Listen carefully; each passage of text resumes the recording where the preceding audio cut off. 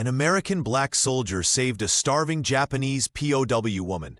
In the mud and chaos of a Pacific camp, prisoners collapsed while supply shelves stayed full.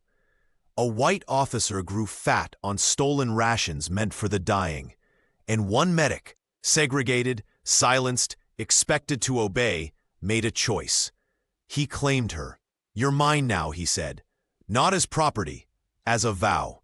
His patient, his responsibility, his line in the dirt. The system said no. The army said she was enemy. His own people said she didn't matter. But he kept her alive anyway, risking his rank, his freedom, his future. When the truth he uncovered threatened to expose everything, the machine came for them both. A court-martial, a jungle death road, a lie that could destroy them all. What happens when mercy becomes defiance? And how much will one man sacrifice to keep breath in someone the world wants to forget? The rain came down in sheets, hammering the canvas roof of the triage tent like 1,000 angry fists. Sergeant Elijah Cole stood at the entrance, water dripping from his helmet, his hands steady despite the exhaustion that pulled at his bones. He'd been working since dawn, 16 hours without rest, and the monsoon showed no mercy. The line of prisoners shuffled forward through the mud. Japanese civilians, hollow-eyed and bone-thin, moved like ghosts. Their clothes hung loose. Their feet were bare or wrapped in rags. Behind them, white military police watched with rifles slung over their shoulders, impatient to finish and get out of the rain. Elijah saw her collapse before anyone else moved. She went down without a sound, just folded into the mud like a piece of paper. One moment upright, the next gone. The woman behind her stumbled over her legs. The line stopped. "Keep moving!" an MP shouted. He stepped forward and kicked the collapsed woman's side. "Up, now!" The kick landed hard. Elijah heard it over the rain. He didn't think. His body moved before his mind caught up. 3 strides, and he was there, his hand catching the MP's boot before the second kick could land. "She's down," Elijah said, his voice level. "She needs medical attention." The MP's face went red. "Get your hands off me, boy." Elijah released the boot but didn't move. "She's a patient. That's my job." "Your job is what I say it is." The MP's hand drifted toward his pistol. "Step back." Corporal Benji Rollins appeared at Elijah's shoulder, a stretcher in his hands. "Sarge," he said quietly, a warning. Elijah knelt in the mud beside the woman. Her skin stretched tight over her skull. Her lips were cracked and bleeding.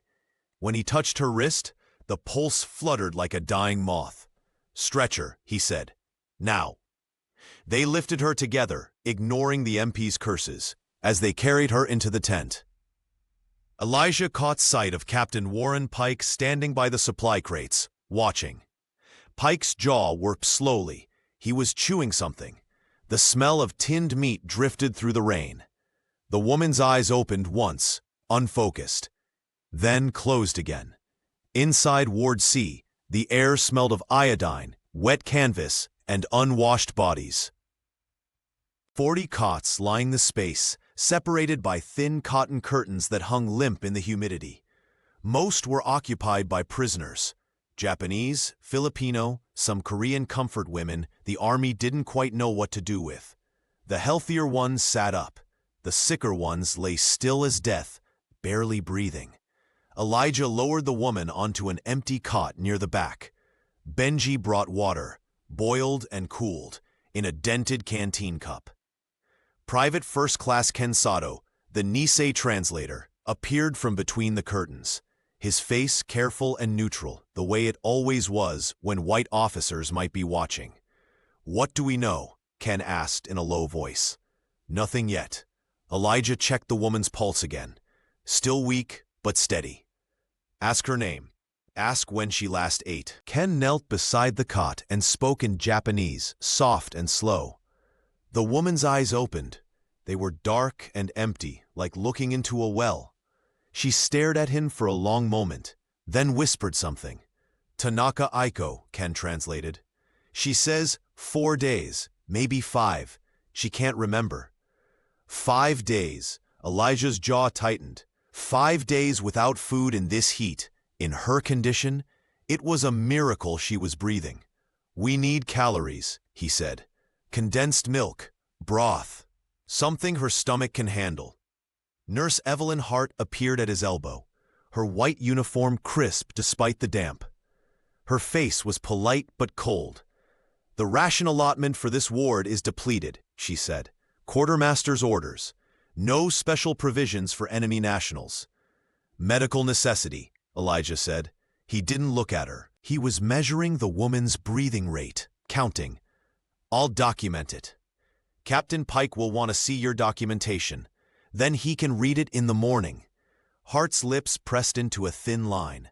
She didn't argue, but she didn't move to help either. After a moment, she turned and walked away, her shoes squeaking on the damp floorboards. Benji waited until she was gone. "She's going to report this," he muttered. "Let her." Elijah pulled a clean sheet over Aiko's shivering body. "Get the milk, half a tin. We'll dilute it." Ken was still crouched beside the cot. The woman, Aiko, had closed her eyes again, but her lips moved, a whisper, rhythmic. A song, maybe, or a prayer. "What's she saying?" Elijah asked. Ken listened. His face softened. "It's a lullaby. From Okinawa." Morning came gray and sticky. The rain had stopped, but the air hung thick, pressing down like a wet blanket. Elijah woke on his bunk in the colored medic's barracks, his back aching, his mind already working through the day's tasks. He'd slept 3 hours, maybe 4. Not enough. Never enough. The quartermaster's office was a plywood shack beside the supply yard, painted the same dull green as everything else in the depot. Elijah arrived just after reveille, his cap tucked under his arm, his logbook under the other. Captain Pike was already there, seated behind a desk that looked too small for him, smoking a cigarette and reading a manifest. "Sergeant Cole." Pike didn't look up. "Right on time." "Sir." Elijah stood at attention, at ease. Pike stubbed out his cigarette and reached for the logbook. "Let's see what you've been up to." Elijah handed it over and waited. Pike flipped through the pages slowly, his finger tracing the columns. Medical supplies issued, patients admitted, rations allocated.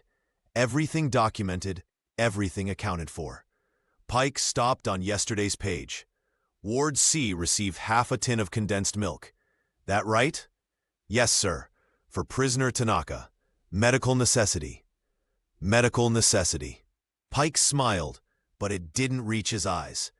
"That's interesting, because according to my records, Ward C's milk ration was logged to the chapel 2 days ago, for the Sunday social hour." Elijah said nothing.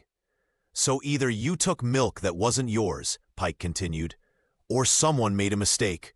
Which is it, Sergeant?" "The chapel received its allotment," Elijah said carefully. "I used reserve stock." "There is no reserve stock." Pike closed the logbook and pushed it across the desk. "But I'm a reasonable man. Mistakes happen. You return prisoner Tanaka to the labor detail by noon, and we'll forget this ever happened. Fair?" "She'll die on a labor detail, sir." Pike's smile vanished. "That's not your concern." "It is, sir. I'm her attending medic." The silence stretched out. Outside, a Jeep engine coughed to life. Someone shouted orders. The camp was waking up. 24 hours, Pike said finally. "You have 24 hours to correct this. After that, I file a report. Understood?" "Yes, sir." "Dismissed." Elijah saluted and left. Outside, the sun was trying to break through the clouds. The supply yard stretched before him, crates stacked high, stenciled with Red Cross symbols. A Filipino civilian was loading boxes onto a cart, talking in low voices with one of Pike's clerks. Money changed hands. The boxes weren't going to the wards. Elijah turned away and headed back toward C. He had 24 hours to figure out how to keep Aiko alive. The mess line snaked through the mud. Colored soldiers on one side, white soldiers on the other. Elijah stood with Benji, their trays empty, waiting their turn. The food smelled like grease and disappointment. Powdered eggs, weak coffee, bread that tasted like sawdust. 2 eggs, Benji said to the Filipino cook. Please. The cook glanced around, then slipped 2 brown eggs into Benji's hand. For your mama, he said with a wink. My mama's in Memphis, Benji said. But she'd thank you. They didn't eat the eggs. Back in Ward C, Elijah cracked them into a tin cup and whisked them with a fork. Added a little water, a pinch of salt from his rations. Benji held the cup over a candle flame until it thickened into something like custard. Aiko was awake when they returned to her cot. She'd been lying still, staring at the canvas ceiling, but her eyes tracked them as they approached. Ken was already there, sitting on an upturned crate, waiting. Tell her we have food, Elijah said. Ken spoke in Japanese. Aiko's gaze moved to the cup. She didn't reach for it. Tell her it's safe. Tell her she needs to eat. Ken translated. Aiko's lips moved, forming words too quiet to hear. Ken leaned closer, listening. His face changed. Surprise, then something like pity. She says thank you, Ken told Elijah. She says she doesn't deserve kindness. Elijah sat on the edge of the cot. Tell her deserves got nothing to do with it. He lifted a spoonful of custard to her lips. She hesitated, then opened her mouth. The first spoonful went down slow. The second, faster. By the 5th, tears were running down her face. Nurse Hart appeared at the curtain. I'm required to file a discrepancy report, she said stiffly. Food issued outside ration protocol. File it, Elijah said without looking up. Medical officer's discretion. I'll sign. Hart's pen scratched on her clipboard. Captain Pike will see this. I expect he will. When Hart left, Benji let out a long breath. You're poking the bear, Sarge. Bear's already been poked. Elijah set down the empty cup. Aiko had finished every drop. Her eyes were closed again, but her breathing was deeper now, steadier. Ken shifted on his crate. She wants to tell you something. Now? She thinks she won't have another chance. Elijah waited. She was a nurse's aide. Ken translated as Aiko spoke. In Okinawa, before the surrender. She carried papers for a surgeon, notes about civilian casualties. She hid them when the Americans came. She's been carrying them since. Papers, Elijah repeated. What kind of notes? Numbers, Ken said slowly. Supplies, dates. She thought they were shameful, evidence of her people's failures. Aiko's hand moved beneath the thin blanket, touching something hidden. Where are these papers now? Elijah asked. Ken asked the question. Aiko's eyes opened and looked directly at Elijah. She said one word. Here, Ken translated. She says they're here. The inspection came at dusk, just as the light was failing. 2 MPs with flashlights and clipboards, Captain Pike trailing behind them like a shadow. The ward went silent. Patients pulled blankets up to their chins. The medics stood at attention by their stations. Routine check, Pike announced. Personal effects, medical inventory. Nothing to worry about if everything's in order. The MPs moved down the rows, checking tags, opening footlockers, examining the shelves where bandages and medicines were stored. Pike wandered behind them, his hands in his pockets, his eyes on everything. When they reached Aiko's cot, Pike stopped. This the one? He asked, looking at Elijah. Prisoner Tanaka. Yes, sir. She eating? Some. Her condition's improving. Pike stepped closer to the cot. Aiko lay perfectly still, her eyes open but unfocused, staring at nothing. Pike's boot nudged the cot frame. Personal effects? None logged, sir, one of the MPs said. Check the mattress. Elijah's heart kicked against his ribs. He kept his face blank, his hands loose at his sides. Beside him, Ken had gone very still. Sir, Elijah said, medical privacy. POWs have no privacy, Sergeant. Pike gestured to the MP. Check it. The MP reached for the edge of the mattress. Elijah stepped forward, not blocking exactly, but present, close enough to matter. I'll need to note this in the record. Patient examination protocol requires. This isn't an examination. Pike's voice went flat. Step back. Before the MP could lift the mattress, Benji appeared from behind a curtain, carrying a broken lamp. "Sir, sorry, electrical short on the other side. Fire hazard. Need an MP to log it before we pull the circuit." The MP looked at Pike. Pike's jaw worked. Outside, the generators coughed, and for a moment, the lights dimmed. "Fine," Pike said. "Log it, then get back here." The MP followed Benji toward the far end of the ward. Pike watched them go, then looked back at Elijah. His eyes were cold and knowing. 24 hours, Sergeant. Clock's ticking." He left. The second MP finished the inspection and followed. When their footsteps faded, Ken let out a shaky breath. That was close. Too close. Elijah looked at Aiko. Her hand was pressed flat against the mattress, holding something down. "We need to move it, tonight." "Move it where?" Elijah thought of the supply yard, the chapel, the quartermaster's office. All of them under Pike's control. All of them traps. "Somewhere he can't touch," Elijah said. "Somewhere official." Pre-dawn was the best time for invisible work. The sky was still dark. The camp quiet except for the distant rumble of the airstrip and the prayers of early risers in the chapel.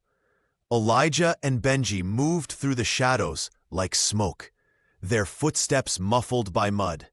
The chapel loading dock stood at the edge of the compound, half hidden by supply tents. A truck was parked there, its bed full of crates. 2 Filipino porters were unloading them, working slow and careful in the dark. Elijah crouched behind a stack of oil drums and watched. Benji kept lookout, his hand on Elijah's shoulder. 1 squeeze for clear, 2 for danger. The crates had stencils, Red Cross symbols, serial numbers. Elijah pulled out a scrap of paper and a pencil stub and started copying. His handwriting was cramped and quick. RC447, Med. RC448, Med. RC451, MISC. One of the porters carried a smaller box inside the chapel. Through the open door, Elijah caught a glimpse of something large and dark, a piano draped in canvas. Brand new. The porter set the box beside it and said something in Tagalog. The other man laughed. A Jeep engine growled to life somewhere in the depot. Benji squeezed Elijah's shoulder twice. They melted back into the shadows, retracing their path toward sea. By the time the sun rose, they were at their stations, exhausted but steady, ready for morning rounds. Elijah tucked the scrap of paper into his pocket. The numbers meant nothing by themselves, but if Aiko's diary had matching dates, matching counts, then the pieces would fit. Then there'd be proof. Ken arrived as the breakfast bell rang. He looked at Elijah and didn't ask questions. He just said, "She's ready to talk." They gathered around Aiko's cot, speaking in whispers. Ken translated while Aiko spoke, her voice gaining strength with each sentence. She described the surgeon she'd worked for, the notes he'd made her keep, dates when supply convoys arrived, numbers of dressings, medicines, tins. He'd been careful, precise. He'd said someone needed to remember. She thought it was about Japanese casualties, Ken said, but now she thinks the numbers might match American supplies too. Elijah pulled out his scrap of paper, the serial numbers from the chapel crates. He showed them to Aiko. Her eyes widened. She reached beneath her mattress and pulled out a small bundle wrapped in oilcloth. Her hands shook as she unwrapped it. Inside was a diary, no bigger than Elijah's palm, its pages filled with tiny characters. Ken took it carefully, opened it, started reading. "Dates," he said after a moment. "August 10th, August 15th. These match the days your ward ran out of rations." Elijah felt something cold settle in his chest. Not anger, not yet, just certainty. "Can you translate it?" he asked. "All of it?" Ken nodded. "It'll take time. We've got until Sunday," Elijah said. "The colonel comes for service. That's when we show him." He looked at Aiko. She was watching him with those dark, steady eyes, waiting to see if he'd keep his promise. "You're mine now, Elijah said quietly. Not a claim, a vow. My patient, my responsibility. I won't let them take you. Aiko didn't understand the English words, but she understood the tone. She nodded once, then closed her eyes and rested, the diary safe in Ken's hands. Outside, the camp was waking. Elijah could hear the breakfast line forming, the generators kicking on, the distant thud of a volleyball against packed earth. Normal sounds, a normal day. But nothing was normal anymore. The clock was ticking. Pike was waiting. And Elijah had just declared war on a system designed to grind people like him and people like Aiko into dust. The question wasn't whether he'd fight. He'd already decided that. The question was whether he'd win. The records tent smelled like carbon paper and sweat. Elijah sat at a borrowed desk, the diary open before him, while Ken worked with a pencil and a stack of blank forms. Outside, the mid-morning sun hammered down. Inside, they were building a case. August 10th, Ken read from the diary. 12 boxes, sterile dressings. Red Cross lot number RC447. Elijah checked the depot manifest. His finger stopped on a line. August 10th, Ward C requisition denied. Insufficient stock. He looked up. But the manifest shows those boxes arrived that morning. Where'd they go? Elijah pulled out his scrap of paper from the chapel. Here, same lot number. They worked through the diary page by page. Every entry matched. Dates when the wards ran short. Dates when supplies arrived at the depot. Dates when those same supplies, identified by serial numbers Aiko had copied, ended up somewhere else. The chapel, the officers' club. Requisitions signed by Captain Pike. Nurse Hart appeared in the doorway, her face pale. Sergeant Cole. Elijah looked up. Ma'am? I saw Captain Pike sign a requisition last week. Her voice was barely above a whisper. Condensed milk. 2 cases. It never reached the wards. I thought it was just paperwork. Did you keep a copy? She shook her head. But I remember the date. August 18th. Ken flipped through the diary. Found the page, read aloud. August 18th, 2 cases milk. Red Cross lot RC465. Hart's hands twisted together. I should have sent something. You're saying it now. Elijah gathered the papers, the diary, the manifests. Everything neatly stacked. Everything documented. The colonel comes Sunday for chapel service. That's when we show him. Benji burst through the tent flap, breathless. Sarge, labor detail's been called. Pike's sweeping the POW blocks. Aiko's block. Elijah was on his feet before Benji finished speaking. The papers went into his jacket. The diary into Ken's hands. Keep translating. I'm putting her under continuous medical observation. Pike won't like that. Pike can read the regulations. Elijah pushed past Benji into the sunlight. Get me the forms. I'm writing a medical hold. He ran. Midnight in Ward C was never truly dark. Blackout curtains kept the light inside, and kerosene lamps burned low on the medic's desk. Elijah sat hunched over a stack of forms, his handwriting careful and deliberate. Medical hold. Patient, Tanaka, Aiko. Reason, acute malnutrition, risk of organ failure. Requires continuous monitoring. He signed it 3 times, once for the ward, once for the quartermaster, once for his own file. Benji sat across from him, nursing cold coffee. Think it'll work? Has to. Elijah blotted the signatures and set the forms aside to dry. Regulations say a medical officer can hold any patient for necessary treatment. Pike can't override without a second opinion. He'll get a second opinion. Let him try. There's no other doctor in this depot who'll sign off on sending a starving woman to a labor detail. Elijah rubbed his eyes. They felt like sandpaper. Not on paper anyway, not with witnesses. Ken appeared from the back of the ward, moving quiet between the cots. She's asking why you're doing this. Elijah stood and walked to Aiko's cot. She was awake, her eyes clear in the lamplight. Ken knelt beside him, ready to translate. Tell her, Elijah said slowly, that I took an oath to care for the sick, to do no harm. He paused, searching for the right words. An oath means nothing until keeping it costs you something. Ken translated. Aiko listened, then spoke. Her voice was stronger now. Not much, but enough. She says in Japan, a promise is a debt, Ken told Elijah. You're taking on a debt for someone you don't know. She doesn't understand why. Tell her I don't know either.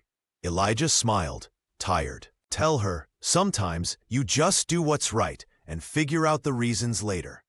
The translation made Aiko's eyes shine. She bowed her head slightly, a gesture of respect. Outside, boots splashed through puddles, an MP patrol, making rounds. They stopped near the ward entrance, voices low and urgent. A radio crackled. A WS sweep at 0600. All blocks, captain's orders. Benji moved to the window, peering through a gap in the curtain. They're talking about tomorrow morning. Elijah's hand tightened on his pen. Tomorrow. Pike wasn't waiting for Sunday. He was moving now. Lock the condensed milk, Elijah told Benji. Hide the key in the usual spot. If they take me, you know what to do. Sarge, you know what to do. The patrol moved on. The ward settled back into its late-night rhythm, breathing, shifting, the occasional cough. Elijah returned to his desk and added one more note to Aiko's file. Patient status. Critical. Do not move without medical authorization. Then he sat back and waited for dawn. Sunday morning broke clear and hot. The rain had finally stopped, leaving the depot steaming like a pot on a stove. Soldiers in clean uniforms gathered near the chapel. Their boots shined, their faces scrubbed. It was service day. Even in war, God got his hour. Elijah stood at the edge of the parade ground, his dress uniform stiff with starch, the dossier tucked under his arm. Colonel Harriman arrived in a jeep, dust trailing behind him. He was older, gray at the temples, with the kind of face that had seen too much and believed too little. Captain Pike was already at the chapel steps, greeting the colonel with a handshake and a smile. They talked for a moment, Pike gesturing toward the new piano visible through the open doors. The colonel nodded, pleased. The chaplain called the service to order. Hymns rose into the humid air. Amazing Grace, Rock of Ages. Elijah stood in the colored section, singing when required, watching Pike. The captain's uniform was crisp. His shoes gleamed. He looked like a man without a care in the world. When the service ended, Elijah approached. Colonel Harriman, sir, request permission to speak. The colonel turned, surprised. Sergeant? Cole, sir, Medical Corps. Elijah held out the dossier. I have evidence of supplied irregularities that require your attention.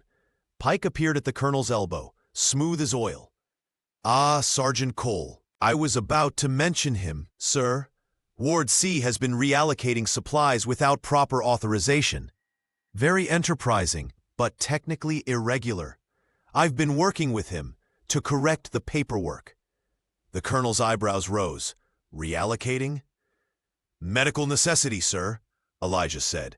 He opened the dossier, showing manifests, diary entries, the lot numbers he'd copied. Red Cross supplies logged to non-medical facilities while wards went short. The dates and serial numbers. Pike laughed, easy and dismissive. The sergeant's been under stress, working too hard. Some of these manifests show chapel requisitions for humanitarian outreach, perfectly legitimate.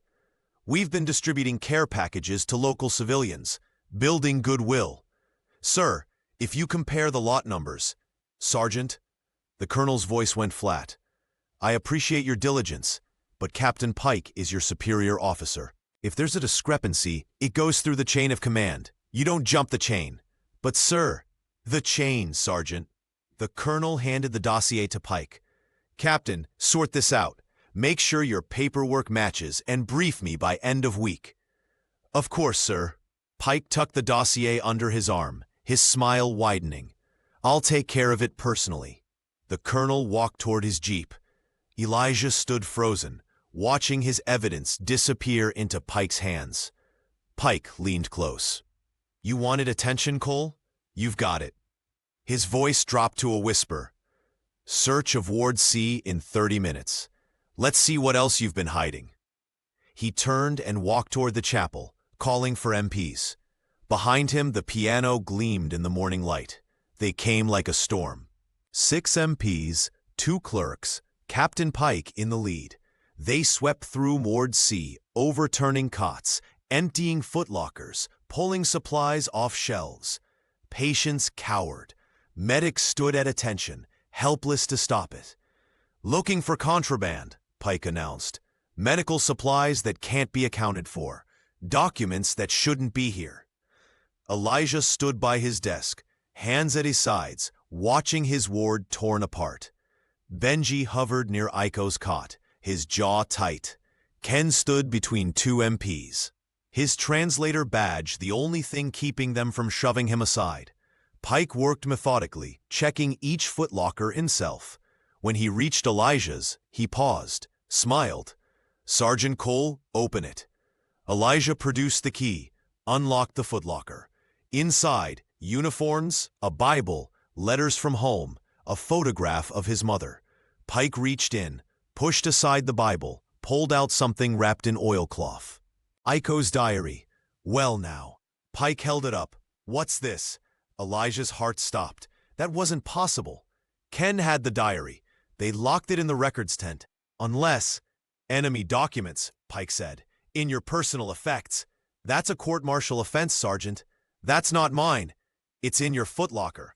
Someone put it there." Pike's smile was razor-thin. "Who? You accusing my men of planting evidence?" Elijah looked at Nurse Hart. Her face was white, stricken, but another nurse stood behind her, Nurse Dalton, who'd called Elijah uppity last week. There was a smudge on the oilcloth wrapper. Red. Lipstick red. "You've been stealing supplies," Pike continued. "Trading with the enemy. Fraternizing." He gestured to the MPs. "Take prisoner Tanaka to transfer processing. She's going to a labor camp where she can be useful." "No." Ken stepped forward. "That diary proves Sergeant Cole here has been collecting intelligence from enemy combatants." Pike's voice rose. "That he's been providing unauthorized rations in exchange for information. Black market activity." 2 MPs grabbed Aiko. She didn't fight. She just looked at Elijah, her eyes full of understanding. She'd known this would happen. She'd tried to warn him.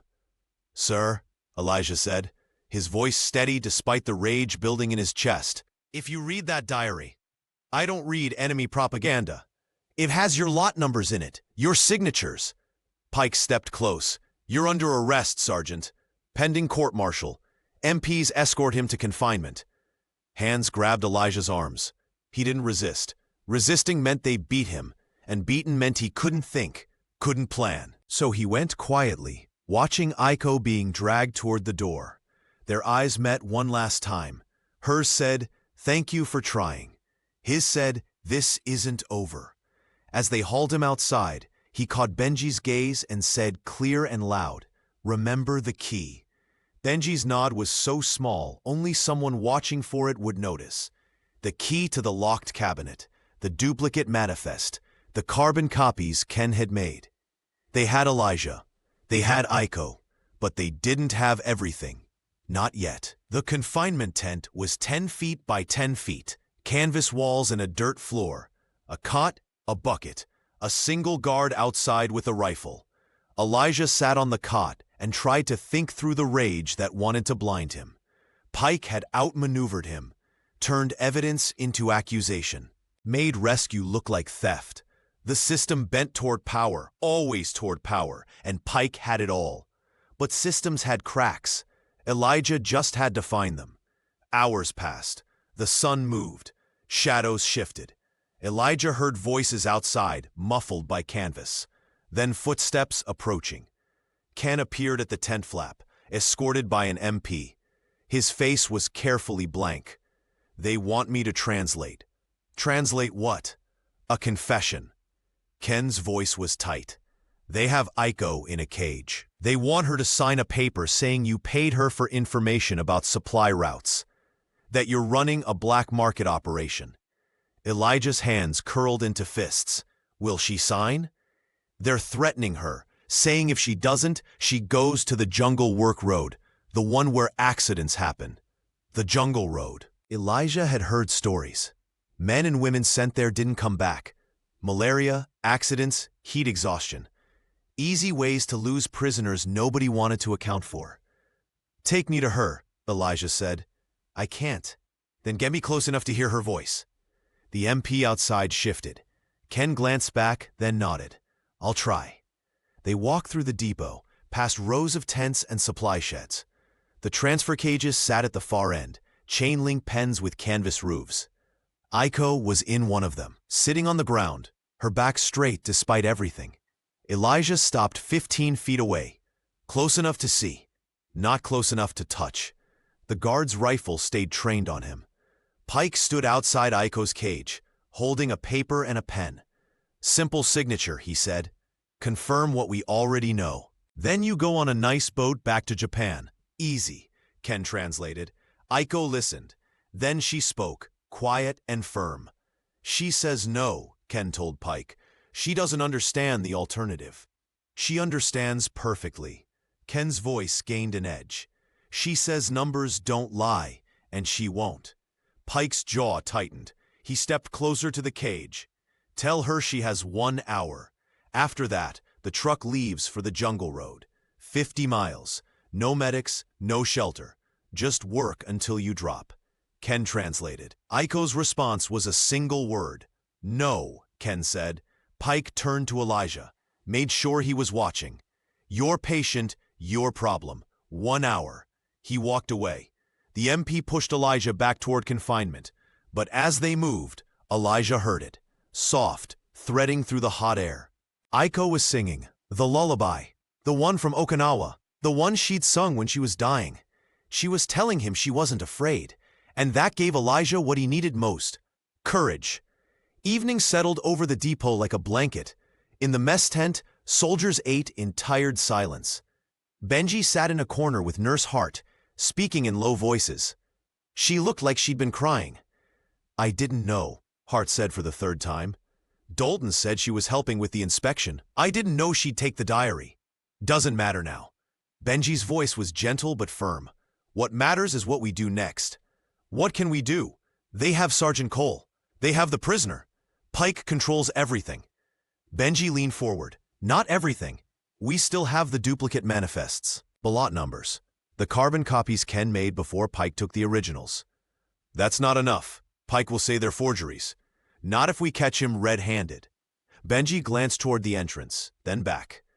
"Ken's working on something, a plan, but we need your help." Hart's hands twisted together. "If I'm caught helping you, you'll be in the same boat as us." "I know." Benji met her eyes. "But you saw what they did to Aiko. You saw them drag her out. Are you okay with that?" Silence. Then, "No." "Then help us." Ken appeared at the table, a clipboard under his arm. He sat down quickly, keeping his voice low. "I've been going through the regulations. There's a provision for emergency medical transfers. If a patient's life is at risk, medics can move them to any available facility with proper documentation." "Aiko's in a cage, not a ward," Hart said. "But she's still a medical case. Elijah put her under a medical hold. That paperwork's still valid." Benji's eyes narrowed. "You want to transfer her out of the cage?" "To the chapel." Ken pulled out a form. "We document a medical emergency. Septicemia risk. Needs immediate observation. We move her during the morning inventory, when Pike will be there. Then we present everything in front of the colonel and the chaplain. Public, witnessed, no way to hide it." "That's insane," Hart whispered. "It's the only way." Ken started writing on the form. "We need signatures, medical authorization, transfer orders. All of it has to look official." "Who's going to sign?" "Elijah's in confinement." "You are." Ken looked at Hart. "You're the ranking medical personnel on duty tonight. You have the authority." Hart's face went pale. "They'll crucify me. They'll crucify us all if we don't do something." Benji put his hand over hers. "Please." A long moment passed. Outside, the generators hummed. A volleyball thunked against packed earth. The camp went through its evening routines, unaware that 3 people in a corner were planning a quiet revolution. Give me the form, Hart said finally. I'll sign it. Ken's shoulders sagged with relief. Thank you. Don't thank me yet. She took the pen. We still have to get Sergeant Cole out of confinement. We don't, Benji said. He told me to remember the key. He meant the emergency protocols. There's a provision that lets medics respond to after-hours medical calls without clearance. We just need to manufacture a call. Ken smiled, sharp and quick. I can do that.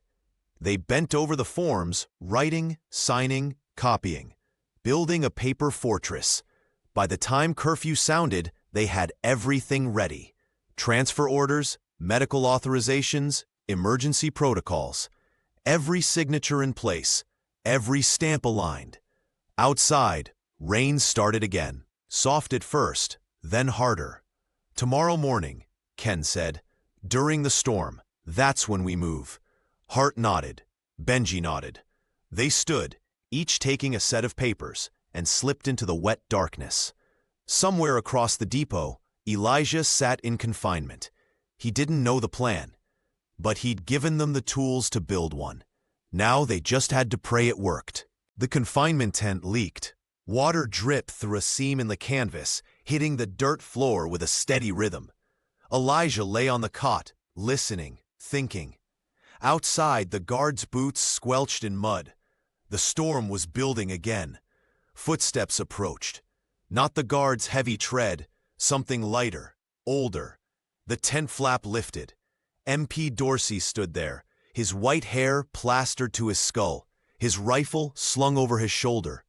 He was maybe 50, with tired eyes and the look of a man who'd seen too many wars. You decent, Sergeant? Yes, sir. Elijah sat up. Dorsey stepped inside, shaking water from his poncho. Can't stay long, just checking on you. He set down a canteen and a tin of crackers. Thought you might be hungry. Thank you, sir. They sat in silence for a moment. Rain drummed on canvas. Somewhere in the distance, thunder rolled. I heard what you did, Dorsey said quietly. For that Japanese woman. Lot of men wouldn't have. Elijah said nothing. I also heard what Pike's planning. Labor Road. That's a death sentence. Dorsey rubbed his face. Doesn't sit right with me. None of this sits right. Then help me stop it. Dorsey's laugh was bitter. I'm just an MP, son. I follow orders. There are regulations, Elijah said carefully. Emergency medical protocols. If a medic gets called for an urgent case, he can move without clearance, even a prisoner, even at night. That true? Check the manual. Dorsey pulled out a worn booklet from his jacket, flipped through pages, stopped on one, read. His eyebrows rose. Says here, emergency medical response takes precedence over custody status. He looked at Elijah. Long as the paperwork's in order. And if the paperwork's in order, Elijah said slowly, you'd have to let the medic respond. No choice. Just following regulations. Dorsey closed the manual, tucked it away, stood and moved to the tent flap. Storm's getting worse. Generators might fail. If that happens, communications go down. Lot of confusion in a blackout. He glanced back at Elijah. Man could slip through the cracks during confusion like that, especially if he was doing his duty. Yes, sir. Get some sleep, Sergeant. Storm hits around 0400 usually. Dorsey left. Elijah lay back on the cot, his mind racing. 0400. That was when they'd move. That was when the pieces would fall into place or fall apart. He closed his eyes and prayed, not for safety, not for mercy, just for the strength to see it through. Outside, lightning split the sky. At 0300, the records tent was dark except for a single candle. Ken hunched over a typewriter, his fingers flying across the keys. Beside him, Nurse Hart held carbon paper steady, and Benji kept watch at the entrance. Transfer order, Ken muttered as he typed. Patient Tanaka Aiko. Medical emergency. Suspected septicemia secondary to malnutrition. Requires immediate observation in chapel infirmary space pending doctor evaluation at 0800. There's no infirmary space at the chapel, Hart whispered. There will be by the time anyone asks. Ken yanked the form from the typewriter. Sign here. Medical officer on duty. Hart's hand shook as she signed. This is forgery. It's creative paperwork. Benji checked his watch. 10 minutes to power surge. Generators always hiccup at 03:45. 3-minute window before backup kicks in. Ken folded the forms into a clipboard, added requisition papers, transfer logs, medical authorizations, everything stamped, everything dated, everything official looking.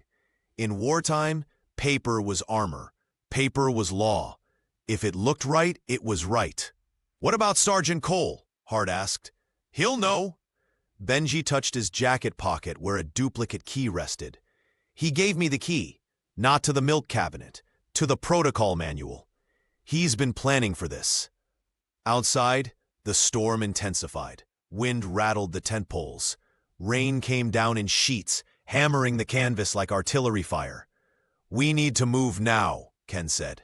He gathered the clipboard and a medical bag. Hart, you're with me. Benji, go to confinement. Tell Dorsey there's an emergency medical call. Show him the regulations. What if he says no? He won't. Ken's voice was certain. He's tired of following bad orders. I saw it in his face yesterday. They stood together in the candlelight, 3 people from different worlds. An Nisei translator, a white nurse, a black medic's aide, bound by the simple conviction that letting Aiko die on a jungle road would be wrong. For what it's worth, Hart said quietly, I'm sorry I didn't speak up sooner. You're speaking now, Ken told her. That's what matters. The candle flickered, thunder cracked overhead, and somewhere in the camp, the generators began their nightly struggle against the rain. It was time.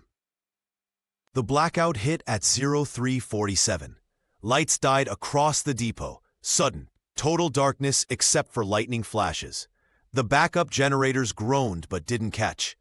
3 minutes of confusion, 3 minutes of opportunity. Elijah heard the commotion, shouts, running feet, the wail of the alert siren. Dorsey appeared at the tent flap with a flashlight and a resigned expression. Medical emergency, Dorsey said. Transfer cage. You're needed.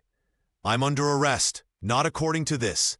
Dorsey held up the regulation manual, open to the emergency response page. Medical duty supersedes custody. I checked. Rules say you go. Elijah stood. Where? Follow me. And Sergeant? Dorsey's voice dropped. Make this count. They ran through the rain, boots sliding in mud.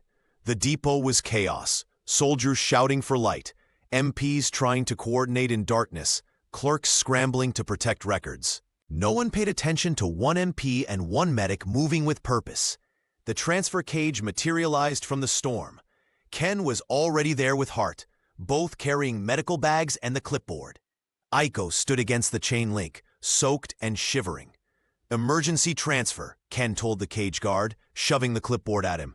Septicemia risk, medical hold orders. Sign here. The guard squinted at the papers in the flashlight beam. I didn't get authorization. It's signed by the duty medical officer. Hart's voice was steel. Do you want to be responsible for a prisoner dying in custody? The guard hesitated. Lightning flashed, illuminating his uncertain face. He signed. They moved quickly. Elijah wrapped Aiko in a blanket and guided her onto a stretcher. Benji appeared from the darkness with more equipment. Extra blankets, medical supplies, and conspicuously, a crate stenciled with Red Cross markings. Where are we going? The cage guard called after them. Chapel, Ken shouted back. Infirmary space. They pushed through the storm, 4 people carrying one stretcher, moving like a unit. The chapel loomed ahead, its white walls gray in the darkness. The front doors were unlocked. The chaplain always kept them open for prayer. Inside, it was dry, cold but dry.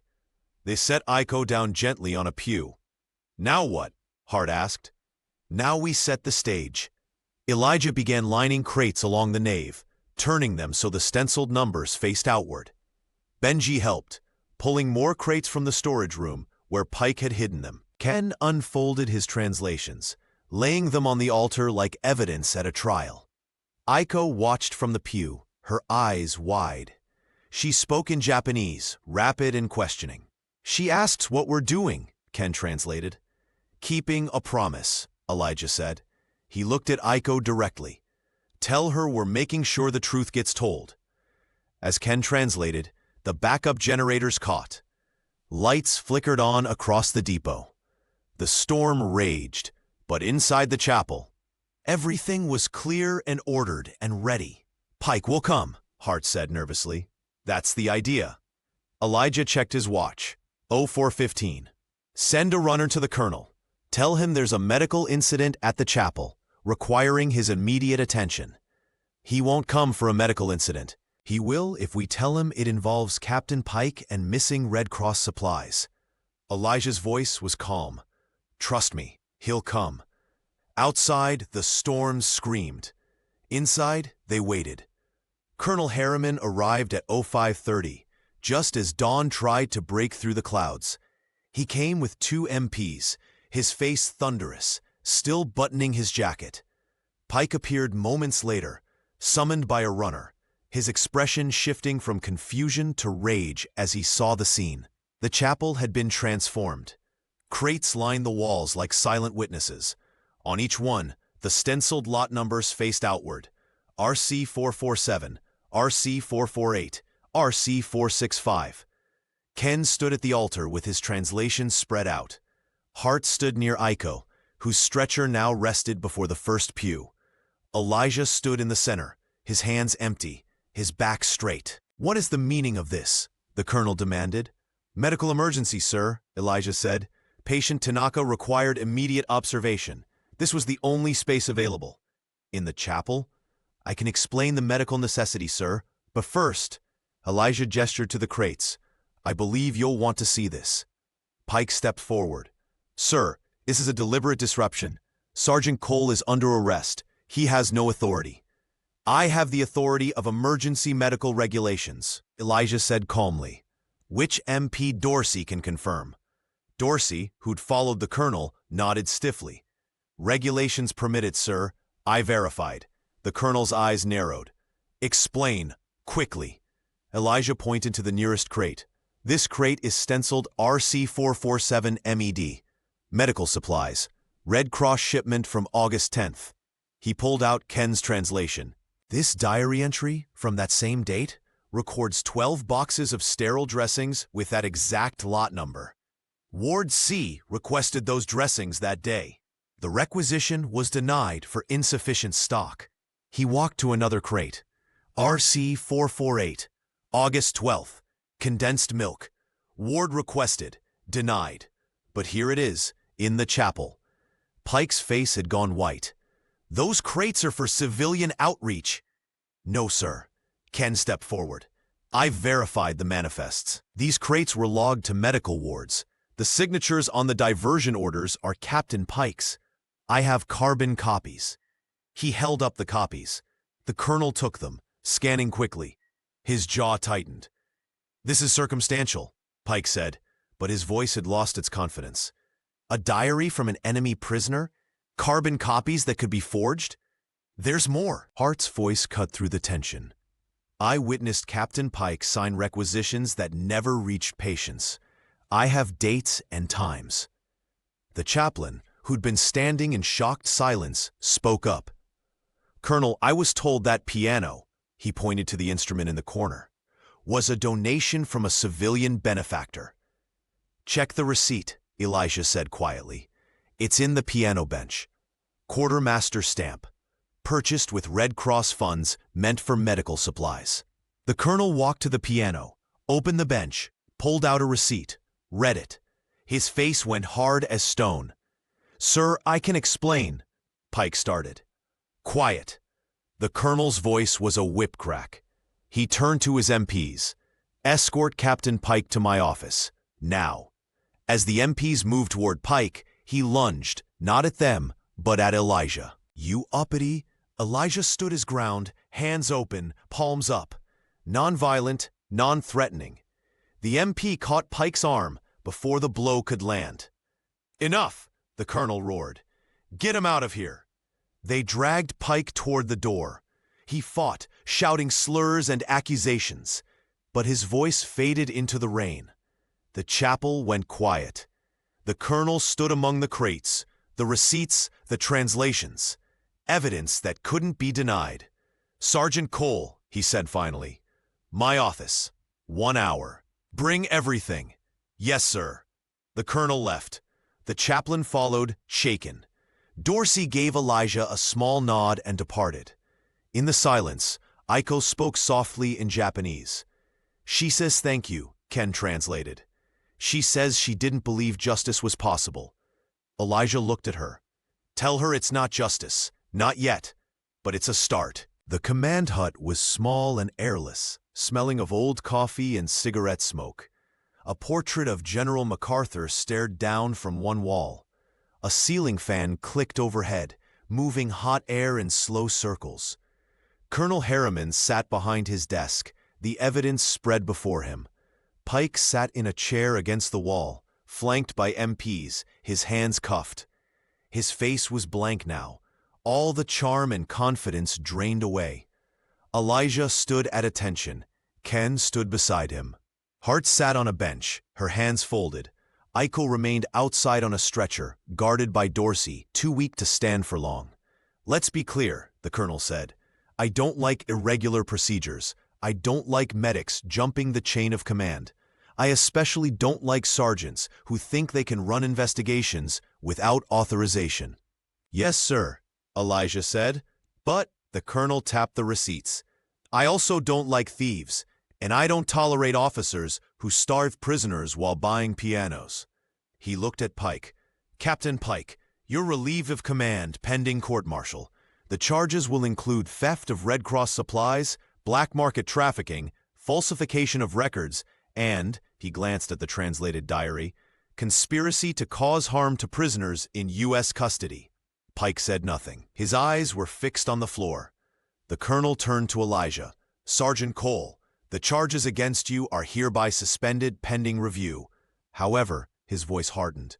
"The written reprimand for procedural irregularities stands. You should have brought this to your commanding officer first." "My commanding officer was the problem, sir." "Then you bring it to me, through channels." The colonel's eyes bore into him. "I understand why you did what you did. But the army runs on order.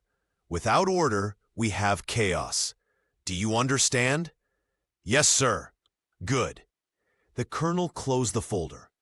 "Prisoner Tanaka will remain in Ward C under medical supervision until she's fit for repatriation. You'll prepare a full report on the supply discrepancies. Properly formatted, properly filed. I am ordering a complete audit of all quartermaster operations at this depot." "Yes, sir." Dismissed. They saluted and left. Outside, the rain had finally stopped. The air smelled clean, washed. Puddles reflected the gray sky. Dorsey was waiting with Aiko. "She going back to Ward C?" "Yes," Elijah said. "She's still my patient." They walked together through the depot, past staring soldiers and whispered conversations. By noon, everyone would know. The black sergeant who took down a white captain. The story would spread, mutate, become legend or lie, depending on who told it. But right now, in this moment, it was just 4 people and 1 stretcher, walking through the mud toward a ward where the supplies would finally flow. By noon, the crates arrived. Real medical supplies, properly logged, properly distributed. Powdered milk, broth packets, sterile dressings, iodine, bandages. Everything Ward C had been denied for weeks. Elijah stood at the supply shelf, checking inventory while Benji unpacked boxes. The other patients watched with cautious hope. Some could sit up now. Others reached for food without fear of it being taken away. Aiko rested on her cot, stronger but still weak. She'd eaten soup that morning, real soup with vegetables and a little meat. Her cheeks had color again. Her eyes had light.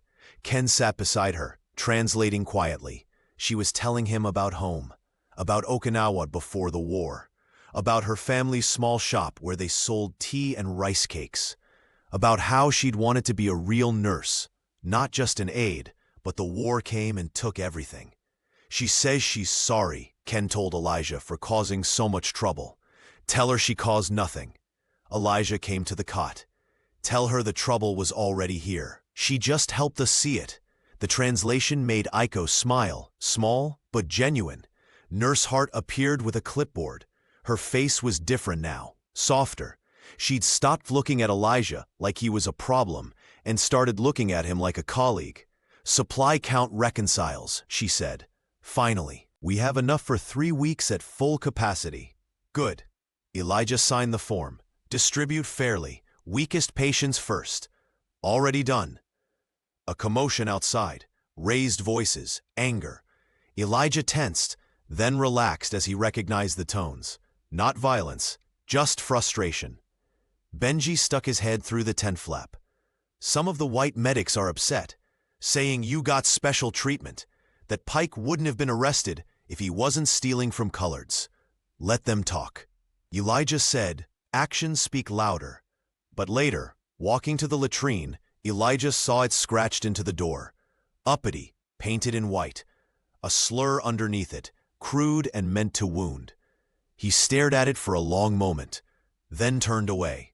The word had no power if he didn't give it power. And he had better things to do than argue with walls. That night, someone threw a rock through the barracks window. It hit nothing, broke nothing, just landed on the floor with a thud. No note, no message, just anger, anonymous and cowardly. Elijah picked up the rock and set it on the windowsill. Tomorrow, he'd use it as a paperweight. Around him, the other black medics settled into their bunks. One hummed a hymn. Another read a letter from home. Benji sharpened his knife, the blade catching lamplight. They're not going to let this go, Benji said quietly. I know. Worth it? Elijah thought of Aiko eating soup, of supplies reaching patients, of Pike in handcuffs, the smile finally wiped from his face. Of a small victory stitched into the fabric of a system that bent toward injustice, but could sometimes be forced straight. Yeah, he said. It was worth it. Outside, the depot settled into sleep. The generators hummed. Guards walked their rounds. And somewhere, a chaplain sat at his new piano, not playing, just staring at the keys and wondering what price had been paid for music. End of Part 3. To be continued in Part 4, Chapters 19 to 24. Final. Tentar novamente F continue. Orchestrated final narrative arc resolving character trajectories with bittersweet dignity. 23S. The user wants me to continue with Part 4, which covers Chapters 19 to 24. This is the final part of the story. Let me review what needs to happen according to the outline. Chapter 19. Black Medics Barracks, night of August 27th into early hours of August 28th. Rock through window, know your place threat. Elijah diffuses tensions, writes censored letter home. Gets notice that court-martial is withdrawn, but replaced with written reprimand. Chapter 20, Depot Pier and Harbor, afternoon August 29th, 2 days later. Repatriation lists post. Aiko's group scheduled to embark in 48 hours. She helps inventory supplies, asks about Pike. Elijah tells her the Army prefers paper solutions. She offers him the diary. He refuses, saying it belongs with her dead. Chapter 21, Ward C and Depot Canteen, evening, August 29th. Farewell supper, thin stew, split biscuit. They share songs. Benji jokes, Aiko hums lullaby, Elijah hums hymn. Melodies intertwine. Rumor that Pike is trying to sell favors. Elijah escorts Aiko back to POW Women's Hut. Chapter 22, Depot Pier, morning, August 31st. Explicit 2-day passage from Chapter 20. Repatriation lines form. Pike marched aboard different craft under guard. Aiko touches forehead to Elijah's knuckles, says, "You kept breath in me." She boards and disappears up gangway. Chapter 23. Ward C and Mess Line. Afternoon, August 31st. Supplies flow with Pike gone. Elijah coordinates fair ration schedule. Former hostile MP asks for treatment. Elijah treats without comment. Elijah drafts report recommending permanent bilingual labels and MIS liaisons. Chapter 24. Depot Pier and Chapel. Sunset into early night, August 31st. Ship with Aiko is speck on horizon. In the chapel's quiet, a piano sits tagged for audit hold. Memories of Aiko's lullaby echo as Elijah hums his hymn, the melodies weaving together like threads of shared experience. He returns toward sea, ladling soup with practiced care, signing the ledger with a steady hand. Gazing toward the distant harbor, he whispers a soft rest as the lights click off, marking a quiet moment of moral victory stitched into the fabric of daily routine. The story's final breath carries the weight of resilience. Hope persists in small gestures, a gentle touch, a shared melody, the continued work of healing and remembrance. Though the dramatic moments fade, the human spirit endures, finding dignity in continuity and compassion. The next morning came with official paperwork. A runner delivered it to the barracks just after dawn, a manila envelope with Elijah's name typed across the front. Benji watched as Elijah opened it, pulling out a single sheet. "Court-martial charges withdrawn," Elijah read aloud, "for lack of evidence." He kept reading, and his voice went flat, replaced with written reprimand for procedural irregularities and failure to follow proper chain of command. "A reprimand?" Benji's voice rose. "You saved lives, you stopped a thief, and they give you a reprimand?" "The army protects itself first." Elijah folded the paper and tucked it into his footlocker. "Pike gets a court-martial, I get a black mark. It's the compromise they can live with. It's not right. No, but it's done." Elijah pulled on his boots. At least Aiko's safe, that's what matters. But the reprimand would follow him. Every promotion board, every transfer request, every evaluation, it would be there, a permanent stain. The price for doing what was right. That evening, Elijah tried to write a letter home, tried to explain what had happened in words that would pass the censors. Tried to tell his mother that he'd kept his promise to care for the sick, even when it cost him. But the words wouldn't come.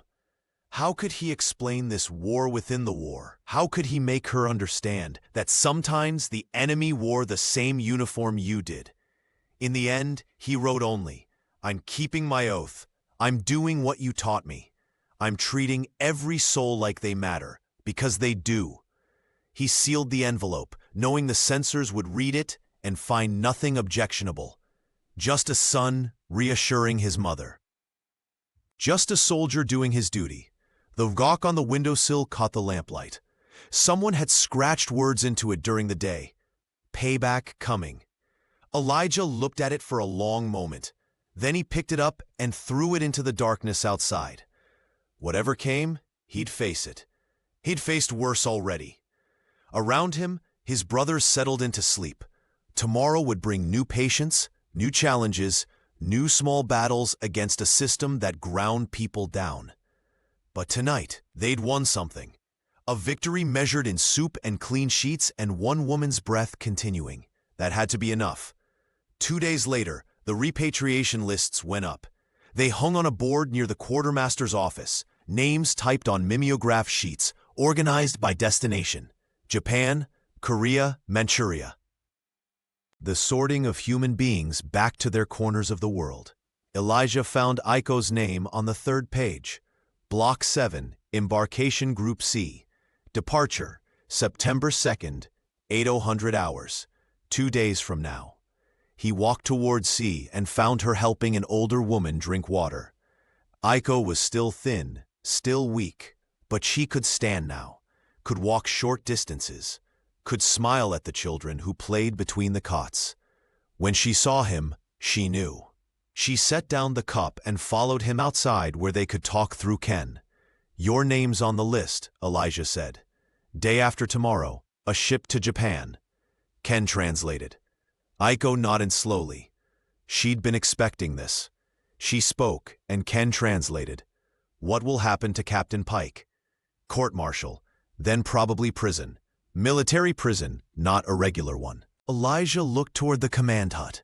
"The army doesn't like public scandals. They'll handle it quietly. And you?" I'm still here, still working. He didn't mention the reprimand. She had enough to carry. Aiko reached into her pocket and pulled out the diary, wrapped again in oilcloth. She held it out to him. Elijah shook his head. That belongs with you, with your memories, with your dead. But as evidence? The evidence is already copied, filed, part of the official record now. He gently pushed her hand back. Take it home. Remember what happened. Remember that someone tried to do right. Aiko's eyes filled with tears. She spoke rapidly in Japanese, her voice breaking. She says you gave her more than food, Ken translated, his own voice thick. You gave her dignity. You treated her like a human being when everyone else treated her like cargo. She says she'll carry that home. That story. That memory. Elijah felt something tight in his chest. Tell her I was just doing my job. She says you were doing more than that. You were being what the world needs. Someone who sees people, not categories. They stood in silence, the diary between them, a small book full of numbers that had become a weapon against injustice. Aiko rewrapped it carefully and tucked it away. Until you leave, Elijah said, you're welcome in the ward. Help where you can. Rest when you need to. Aiko bowed, not the defeated bow of a prisoner, but the respectful bow of an equal. Elijah returned it. The sun was lowering, painting the sky orange and purple. In 2 days, she'd be gone. But right now she was here, alive, and that was enough. The farewell supper was nobody's idea and everyone's. It just happened. Benji finding extra biscuits, Ken bringing weak tea, Hart quietly setting aside a can of soup from the ward's newly restocked supplies. Not a feast, just a meal shared. They sat in a corner of the canteen after the evening rush, when most soldiers had cleared out. Elijah, Benji, Ken, Hart, and Aiko. 5 people who had no business being friends in a world organized by race and nation and rank. But friendship didn't ask permission. The soup was thin but hot. The biscuits were hard but edible. The tea was bitter but warming. They ate slowly, making it last. You know what Aiko needs? Benji said, grinning. Some Memphis blues. Teach her something useful. Ken translated. Aiko laughed. The first time Elijah had heard her really laugh. The sound was like bells. She says she only knows sad songs, Ken said. Then sing one. Benji leaned back. Let's hear it. Aiko hesitated, then began. The Okinawan lullaby, soft and haunting.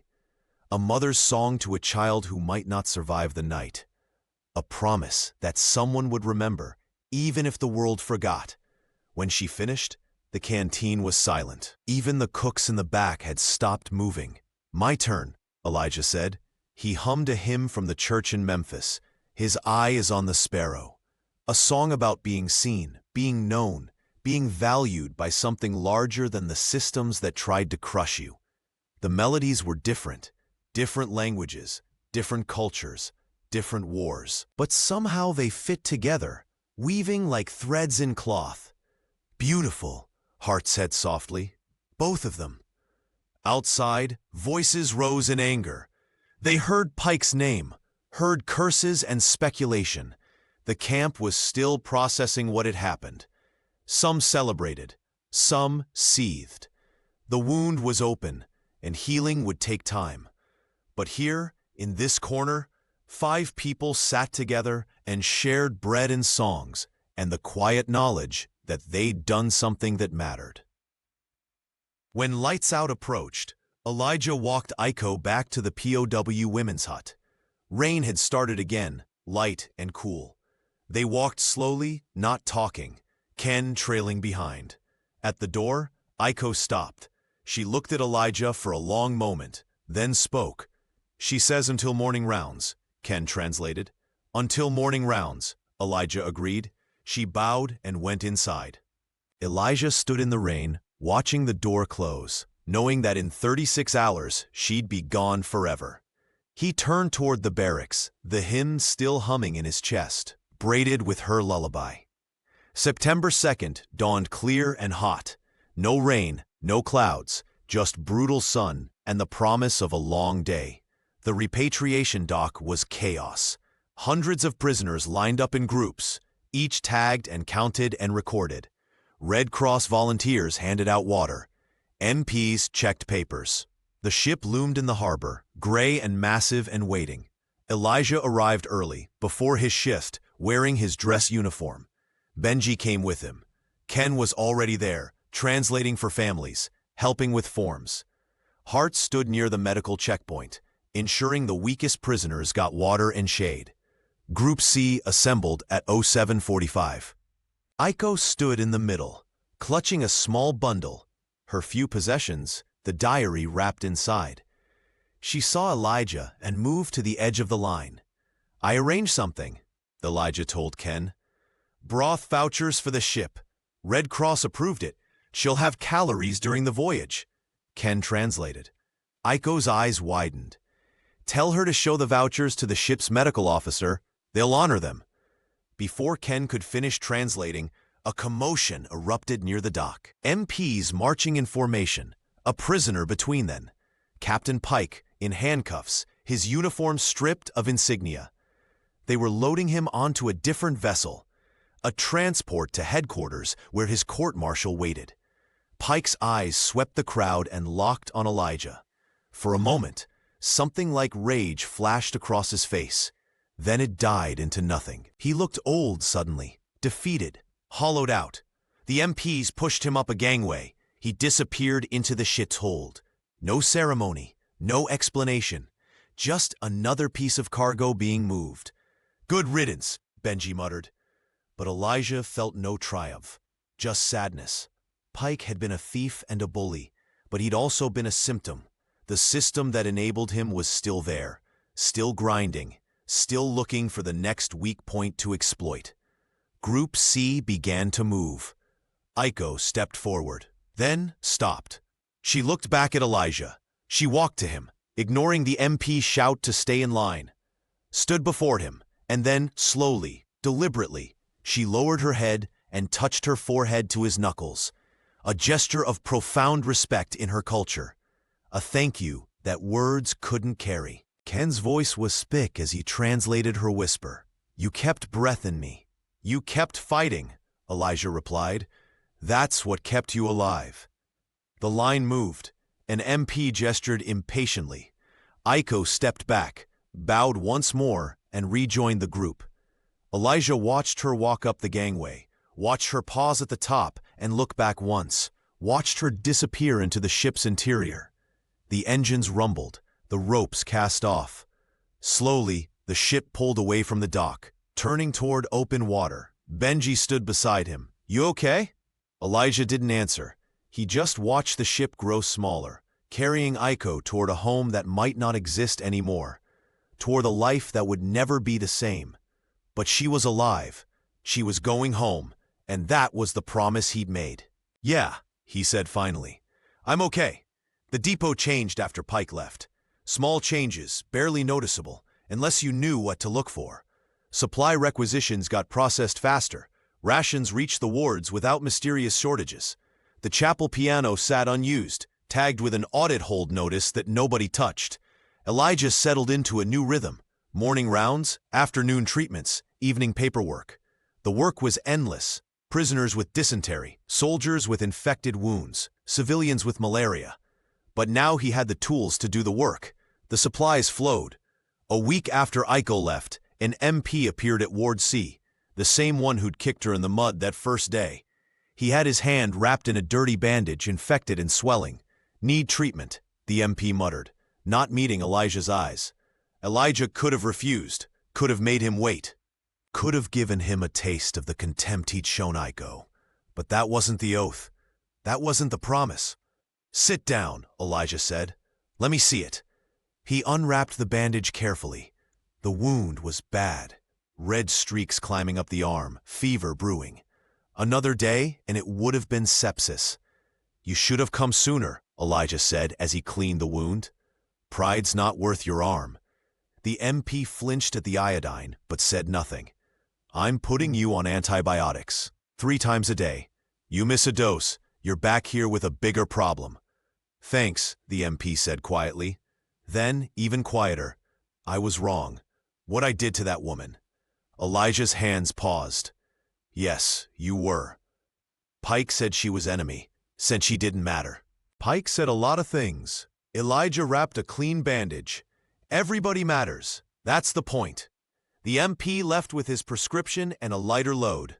Word spread.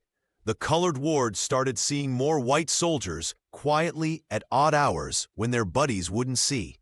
Men who'd learned that medicine didn't care about skin color, and neither did Sergeant Cole. In the evenings, Elijah worked on his report. Recommendations for the depot's future operations. Bilingual supply labels. MIS liaisons in every medical unit. Regular audits to prevent black market theft. Small changes that might prevent the next Pike, the next crisis. He typed it carefully, making carbon copies, documenting everything. Maybe it would be ignored. Maybe it would gather dust in some filing cabinet. But maybe, just maybe, someone would read it and make a change. That was the work. Not glory, not recognition. Just seeds planted in hard ground, hoping something would grow. Evening fell over the depot like a curtain. Elijah stood on the pier, looking toward the horizon where the ship carrying Iko had disappeared 2 weeks ago. The water was calm tonight, reflecting the orange sky like molten metal. Behind him, the depot hummed with end-of-day routines, generators powering up for the night, mess crews cleaning, a volleyball game in the distance. Soldiers laughing, normal sounds, good sounds. He turned and walked toward the chapel. The doors stood open, and inside he could hear the choir rehearsing. They were working on Amazing Grace, voices blending, harmony finding itself through repetition. The piano sat in its corner, still tagged, a beautiful instrument, bought with stolen mercy. Elijah wondered what would happen to it. Probably shipped somewhere else, given to another chapel, its history erased. He stood in the doorway, listening. And in his mind, he heard another melody, the Okinawan lullaby, soft and distant. He closed his eyes and hummed it under his breath, letting it weave with the hymn the choir sang. 2 songs, 2 worlds, braiding together into something larger than either alone. "Sergeant Cole!" He opened his eyes. The chaplain stood there, hymnal in hand. "Just listening," Elijah said. "You're welcome any time." The chaplain hesitated. "I wanted to thank you for what you did. I should have questioned where that piano came from. I didn't want to see." "We all see what we're ready to see," Elijah said. "The important thing is what we do once we see clearly." The chaplain nodded and went back inside. The choir continued their rehearsal. Elijah walked back toward C. Evening rounds were starting. He checked the supply cabinet, fully stocked. Checked the patient roster. 32 tonight, all fed, all cared for. Checked the ledger, everything documented, everything accounted for. He signed the day's entry with a clean hand. The pen scratched across paper, making it official. Another day of keeping promises. Another day of choosing mercy over convenience. Through the window, he could see the harbor, empty now. Just water and sky meeting in the distance. Iko was somewhere out there, carrying her diary and her stories, carrying the memory of an American medic who'd said, "You're mine now," and meant it as a vow of protection. He'd never see her again, never know if she made it home safely, never know if she rebuilt her life, but he'd kept his oath. He'd kept breath in her when the world tried to steal it away. That was enough. That had to be enough. Benji appeared with coffee, weak and bitter, but warm. "Another day done, Sarge." "Another day done," Elijah agreed. Outside, the lights clicked off one by one as the depot settled into sleep. The generators hummed their constant song. Guards walked their rounds. And in Ward C, a black army medic poured soup from properly logged crates, serving patients who'd been hungry too long. The work continued. The war would end someday. Everyone said so. The prisoners would go home. The soldiers would go home. The depot would close and become a memory. But right now, in this moment, there was work to do, wounds to clean, patience to feed, a system to resist, with every small act of mercy. Elijah looked at the harbor one last time, then closed the ledger. "Rest," he whispered, to the darkness, to the water, to a woman sailing toward home. Then he turned back to his ward, to the living, to the promise he'd made and kept and would keep making every morning he woke up. The story of Sergeant Elijah Cole and Aiko Tanaka would never make the history books. No medals, no parades, no monuments. Just two people who'd seen each other's humanity when the world demanded they see only categories. But in the quiet accumulation of small mercies, soup shared, breath preserved, dignity defended, something larger emerged. A reminder that even in the machinery of war, even in systems designed to grind people down, individual choices mattered. One person saying, "You're mine now," and meaning it as a shield. One person refusing to sign a lie. One person sharing condensed milk in the dark. These were the victories that changed the world. Not all at once, not with trumpets, but slowly, steadily, one breath at a time. And as the lights went out and the depot fell silent, that truth remained, stitched into the fabric of a single evening in August 1945, when mercy prevailed and humanity won.